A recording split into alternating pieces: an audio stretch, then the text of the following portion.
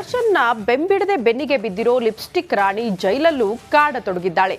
ಒಂದು ದಿನ ಬಿಟ್ರೆ ಎಲ್ಲಿ ಕೈ ತಪ್ಪಿ ಹೋಗ್ತಾನೆ ಅಂತ ಪ್ರತಿ ಮಾಹಿತಿಯನ್ನ ತಾಯಿಯ ಮೂಲಕ ಕಲೆ ಹಾಕ್ತಿದ್ದಾಳಂತೆ. ಈ ಕುರಿತ ಒಂದು ರಿಪೋರ್ಟ್ ಇಲ್ಲಿದೆ ನೋಡಿ.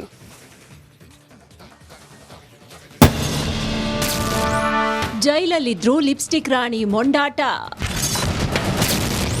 ವಿಜಯಲಕ್ಷ್ಮಿಯೊಂದಿಗೆ ಕಾಂಪಿಟೇಷನ್. ಚಾಲೆಂಜಿಂಗ್ ಸ್ಟಾರ್ ದರ್ಶನ್ ಬೆನ್ನು ಬಿದ್ದಿರುವ ಲಿಪ್ಸ್ಟಿಕ್ ರಾಣಿ ಪವಿತ್ರ ಗೌಡ ಜೈಲಲ್ಲಿದ್ರೂ ಬಿಟ್ಕೊಡೋದಕ್ಕೆ ಸುತಾರಾಮ್ ರೆಡಿ ಇಲ್ಲ. ಹೊರಗಿದ್ದಾಗ ಪ್ರತಿ ವಿಚಾರಕ್ಕೂ ದಾಸನ ಕಾಡ್ತಾ ಇದ್ದ ಈಕೆ ಈಗ ಕೊಲೆ ಕೇಸಲ್ಲಿ ಲಾಕ್ ಆಗಿದ್ರೂ ವೈಷಮ್ಯ ಮಾತ್ರ ಬಿಡ್ತಿಲ್ಲ. ಯಾವುದೇ ಕಾರಣಕ್ಕೂ ಕಾಟೇರನ ವಿಚಾರಕ್ಕೆ ವಿಜಯಲಕ್ಷ್ಮಿ ಎಂಟ್ರಿ ಕೊಡಬಾರ್ದು ಅಂತ ಮೂಗು ತೂರಿಸಿದ್ದಾಳೆ. ಹೌದು, ಹೊರ ಜಗತ್ನಲ್ಲಿದ್ದಾಗ ವಿಜಯಲಕ್ಷ್ಮಿ ವಿರುದ್ಧ ಕಾಂಪಿಟೇಷನ್ಗೆ ಇಳಿತಾ ಇದ್ದ ಪವಿತ್ರ ಜೈಲು ಸೇರಿದ ಮೇಲೂ ನಿಲ್ಲಿಸಲಿಲ್ಲ. ದಾಸ ಪರಪ್ಪನ ಅಗ್ರಹಾರ ಸೇರಿ 1.5 ತಿಂಗಳಾಗಿದ್ದು ಪತ್ನಿ ವಿಜಯಲಕ್ಷ್ಮಿ ಹಲವು ಬಾರಿ ಪತಿಗಾಗಿ ಭೇಟಿಯಾಗಿ ಮಾತುಕತೆ ನಡೆಸಿದ್ದಾರೆ. ಆದರೆ ಇದು ಪವಿತ್ರ ಗೌಡಗೆ ಉರಿಯಾಗಿದೆ. ಎಲ್ಲಿ ಅವರಿಬ್ರು ಮತ್ತೆ ಒಂದಾಗ್ತಾರೆ, ಮತ್ತೆ ಒಟ್ಟಿಗೆ ಸೇರಿದ್ರೆ ನಾನೇನ್ ಮಾಡ್ಲಿ ಅಂತ ಒಳಗೊಳಗೆ ಒದ್ದಾಡ್ತಾ ಇದ್ದಾಳೆ. ತಾಯಿಯ ಮೂಲಕ ಮಾಹಿತಿ ರವಾನೆ. ಹೀಗಾಗಿ ತಾಯಿಯ ಮೂಲಕ ವಿಜಯಲಕ್ಷ್ಮಿ ಕುಟುಂಬದ ಬಗ್ಗೆ ಮಾಹಿತಿ ಕಲೆ ಹಾಕ್ತಿದ್ದಾಳೆ. ವಿಜಯಲಕ್ಷ್ಮಿ ಜೈಲಿಗೆ ಬರುವ ವಿಚಾರ ತಿಳಿದು ಪವಿತ್ರ ತಾಯಿ ಕೂಡ ಅದೇ ಸಮಯಕ್ಕೆ ಜೈಲಿಗೆ ಬರ್ತಿದ್ದಾರೆ. ವಿಜಯಲಕ್ಷ್ಮಿ ಪತಿಯನ್ನ ಭೇಟಿಯಾಗಿ ಹೋದ್ಮೇಲೆ ಮಾಹಿತಿ ಕಲೆ ಹಾಕಿ ಪವಿತ್ರ ಗೌಡಗೆ ಹೇಳ್ತಿದ್ರು ಎನ್ನಲಾಗ್ತಾ ಇದೆ. ಈ ವಿಚಾರ ತಿಳಿದು ವಿಜಯಲಕ್ಷ್ಮಿ ಬಿಗ್ ಪ್ಲಾನ್ ಮಾಡಿದ್ದಾರೆ.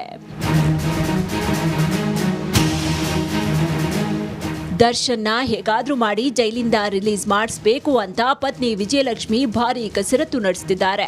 ಹೀಗಾಗಿ ಪವಿತ್ರ ಗೌಡಗೆ ಬುದ್ಧಿ ಕಲಿಸೋದಕ್ಕೆ ವಿಜಯಲಕ್ಷ್ಮಿ ಜೈಲಿಗೆ ಭೇಟಿ ನೀಡುವ ಸಮಯವನ್ನ ಬದಲಿಸಿದ್ದಾರೆ. ಪ್ರತಿ ಸೋಮವಾರ ಬೆಳಗ್ಗೆ 10:30ಕ್ಕೆ ಜೈಲಿಗೆ ಬರ್ತಾ ಇದ್ದ ವಿಜಯಲಕ್ಷ್ಮಿ ಇದೇ ಮೊದಲ ಬಾರಿಗೆ ಮಧ್ಯಾಹ್ನ ಬಂದು ದರ್ಶನ್ ಅವರನ್ನ ಭೇಟಿಯಾಗಿದ್ದಾರೆ. ದರ್ಶನ್ ಹಿಂದೆ ಬಿದ್ದಿರುವ ಪವಿತ್ರಾಗೆ ಬುದ್ಧಿ ಕಲಿಸೋದಕ್ಕೆ ವಿಜಯಲಕ್ಷ್ಮಿ ಮುಂದಾಗಿದ್ದು ಈಗ್ಲಾದ್ರೂ ಬುದ್ಧಿ ಕಲಿತಾಳಾ ಇಲ್ವಾ ನೋಡಬೇಕು.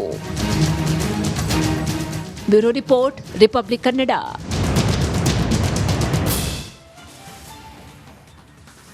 ತರುಣ್ ಪಾಲಿಗೆ ದರ್ಶನ್ ಅಣ್ಣನಂತೆ ಇದ್ರು. ತಾನೇ ಮುಂದೆ ನಿಂತು ಮದುವೆ ಮಾಡಿಸೋ ಭರವಸೆಯನ್ನ ಕೂಡ ಕೊಟ್ಟಿದ್ರು. ಆದ್ರೆ ಇದೆಲ್ಲ ಉಲ್ಟಾಕಿ ಪೊರ್ಕಿ ಇಲ್ಲದೆ ತರುಣ್ ಹಾಗೂ ಸೋನಲ್ ಮದುವೆಯಾಗಿದೆ. ಇದರ ಒಂದು ರಿಪೋರ್ಟ್ ಇಲ್ಲಿದೆ ನೋಡಿ.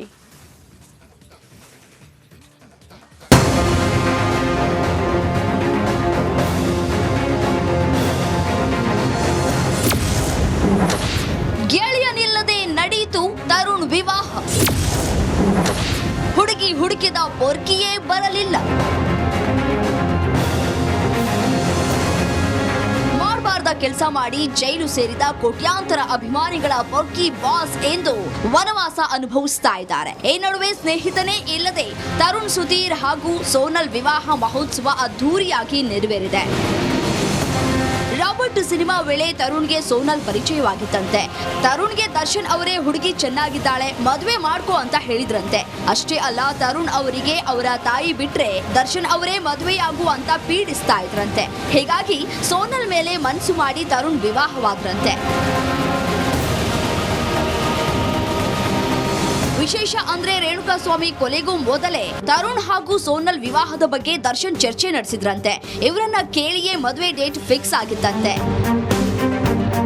ಆದ್ರೆ ಗೆಳತಿ ಮಾತು ಕೇಳಿ ದರ್ಶನ್ ಕೊಲೆ ಆರೋಪದಲ್ಲಿ ಜೈಲು ಸೇರಿದ್ದಾರೆ. ಇನ್ನು ಜೈಲಿನಲ್ಲಿ ಇದ್ದು ತರುಣ್ ದರ್ಶನ್ ಅವರನ್ನ ಭೇಟಿಯಾಗಿ ಮದುವೆ ದಿನಾಂಕ ಬಗ್ಗೆ ಚರ್ಚೆ ನಡೆಸಿದ್ರಂತೆ. ಮದುವೆ ಡೇಟ್ ಮುಂದಕ್ಕೆ ಹಾಕುವ ಬಗ್ಗೆ ಮಾತುಕತೆ ನಡೆದಿತ್ತಂತೆ. ಆದ್ರೆ ಯಾವುದೇ ಕಾರಣಕ್ಕೂ ದಿನಾಂಕ ಮುಂದಕ್ಕೆ ಹಾಕೋದ್ ಬೇಡ, ನಾನ್ ಬಂದೇ ಬರ್ತೇನೆ ಅಂತ ಭರವಸೆ ನೀಡಿದ್ರಂತೆ ದರ್ಶನ್.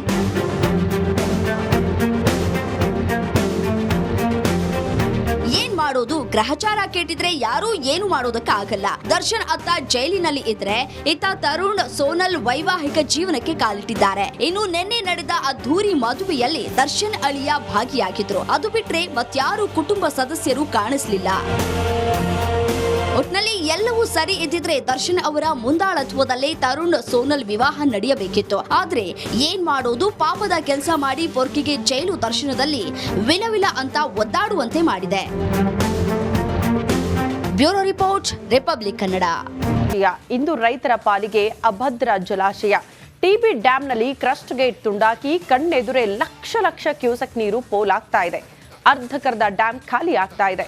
ರೈತರು ಕಣ್ಣೀರು ಹಾಕುವಂತಹ ಪರಿಸ್ಥಿತಿ ಎದುರಾಗಿದೆ. ಈ ಕುರಿತ ಒಂದು ರಿಪೋರ್ಟ್ ಇಲ್ಲಿದೆ ನೋಡಿ. 60 TMCಯನ್ನ ಖಾಲಿ ಮಾಡಿದ್ರೆ ಮಾತ್ರ ಕ್ಲಸ್ಟರ್ ಗೇಟ್ ಮುರಿದು ಹೋಗಿದೆ. ಆ ಒಂದು ಗೇಟ್ ಅನ್ನ ತಾತ್ಕಾಲಿಕವಾಗಿ ಅಳವಡಿಸೋದಕ್ಕೆ ಸಾಧ್ಯ ಆಗುತ್ತೆ.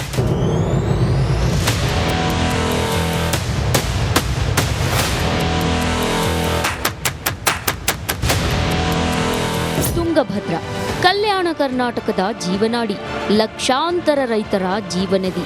ಅನ್ನದಾತನ ಜೀವನಕ್ಕೆ ನೀರುಣಿಸಬೇಕಿದ್ದ ಟಿಬಿ ಡ್ಯಾಂ ನೀರು ಕಣ್ಣೆದುರೇ ಪೋಲಾಗಿ ಹೋಗ್ತಿದೆ. ಕ್ರಸ್ಟ್ ಗೇಟ್ ಒಡೆದು ಲಕ್ಷ ಲಕ್ಷ ಕ್ಯೂಸೆಕ್ ನೀರು ಹರಿದು ಹೋಗ್ತಿದೆ.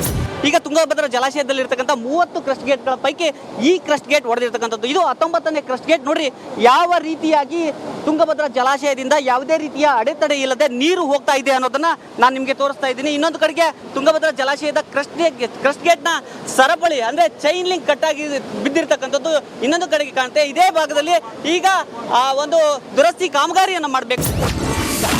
ಅರ್ಧ ಡ್ಯಾಂ ಖಾಲಿ, ಯಾರು ಹೊಣೆ ಸ್ವಾಮಿ? ವಿಜಯನಗರದ ಟಿಬಿ ಜಲಾಶಯ ರಾಜ್ಯದಲ್ಲೇ ಅತಿ ದೊಡ್ಡ ಜಲಾಶಯ. ಬರೋಬ್ಬರಿ 105 TMC ನೀರು ಸಾಮರ್ಥ್ಯ ಹೊಂದಿರೋ ಡ್ಯಾಂನಲ್ಲಿ ಈಗಾಗಲೇ 16 TMC ನೀರು ಖಾಲಿಯಾಗಿದೆ. ಸದ್ಯ ಜಲಾಶಯದಲ್ಲಿರೋದು ಕೇವಲ 89 TMC ನೀರು. ಹೊಸ ಗೇಟ್ ಅಳವಡಿಸಬೇಕಾದ್ರೆ ಇನ್ನೂ 3-4 ದಿನ ಇದೇ ರೀತಿ ನೀರನ್ನ ಹರಿಬಿಡಬೇಕು. ಬರೋಬ್ಬರಿ 60 TMC ನೀರನ್ನ ಖಾಲಿ ಮಾಡಬೇಕು. ಸರಳವಾಗಿ ಹೇಳಬೇಕಾದ್ರೆ ಒಂದು KRS ಡ್ಯಾಂ ಅನ್ನೇ ಖಾಲಿ ಮಾಡಿದಂತೆ ಲೆಕ್ಕ.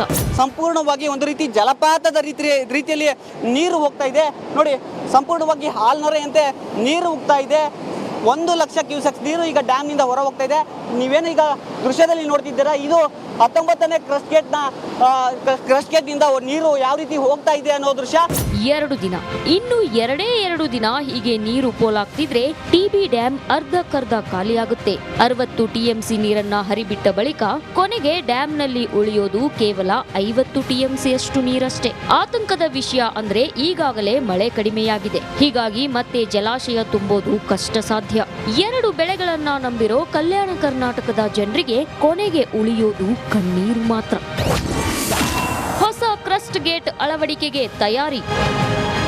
ಈಗಾಗಲೇ ಆ ಒಂದು ತಾತ್ಕಾಲಿಕ ಗೇಟ್ಗಳನ್ನು ಸಿದ್ಧಪಡಿಸುವಂತಹ ಕಾರ್ಯಗಳು ಭರದಿಂದ ಸಾಗ್ತಾ ಇದೆ. ಒಂದು ಕಡೆ ನಾರಾಯಣ್ ಇಂಜಿನಿಯರಿಂಗ್ ವರ್ಕ್ಸ್ ಅಲ್ಲಿ ಆಗ್ತಾ ಇದ್ರೆ, ಮತ್ತೊಂದು ಕಡೆ ಹಮೀದ್ ಇಂಜಿನಿಯರಿಂಗ್ ವರ್ಕ್ಸ್ ಅಲ್ಲೂ ಕೂಡ ತಾತ್ಕಾಲಿಕವಾದಂಥ ಗೇಟ್ಗಳನ್ನು ತಯಾರು ಮಾಡಲಾಗ್ತಾ ಇದೆ. ಆದಷ್ಟು ಬೇಗ ಗೇಟ್ಗಳನ್ನು ತಯಾರು ಮಾಡಿ ಆ ತಾತ್ಕಾಲಿಕ ಗೇಟನ್ನು ತಂದು ಇಲ್ಲಿ ಅಳವಡಿಸುವಂಥ ಕಾರ್ಯವನ್ನು ಮಾಡೋದಕ್ಕೆ ಅಧಿಕಾರಿಗಳು ಹಾಗೂ ಸರ್ಕಾರ ಕೂಡ ಮುಂದಾಗ್ತಾ ಇದೆ. ನಿಜ, ಟಿಬಿ ಡ್ಯಾಂನಲ್ಲಿ ನೀರು ಇರುವಾಗಲೇ ಹೊಸ ಗೇಟ್ ಅಳವಡಿಸಲು ತಯಾರಿ ನಡೆಸಲಾಗ್ತಿದೆ. ಹಮೀದ್ ಎಂಜಿನಿಯರಿಂಗ್ ಗ್ರೂಪ್ 60 ಟನ್ ತೂಕದ ಗೇಟ್ ರೆಡಿ ಮಾಡ್ತಿದ್ದಾರೆ. ಹಮೀದ್ ಇಂಜಿನಿಯರಿಂಗ್ ವರ್ಕ್ಸ್ ಅಂತ ಏನಿದೆ, ಆ ಒಂದು ಇಂಜಿನಿಯರಿಂಗ್ ವರ್ಕ್ಸ್ಗೆ ಈಗ ಆ ಒಂದು ಕೆಲಸವನ್ನ ಕೊಟ್ಟಿದ್ದು ನಾವೀಗ ಇಲ್ಲಿ ಏನು ಗಮನಿಸ್ತಾ ಇದ್ವಿ. ಇಲ್ಲಿ ಹಾರಿಜಾಂಟಲ್ ಇದರಲ್ಲಿ ಆಂಗಲ್ ಅಲ್ಲಿ ತಯಾರಾಗುತ್ತಿರುವಂತಹ ಒಂದು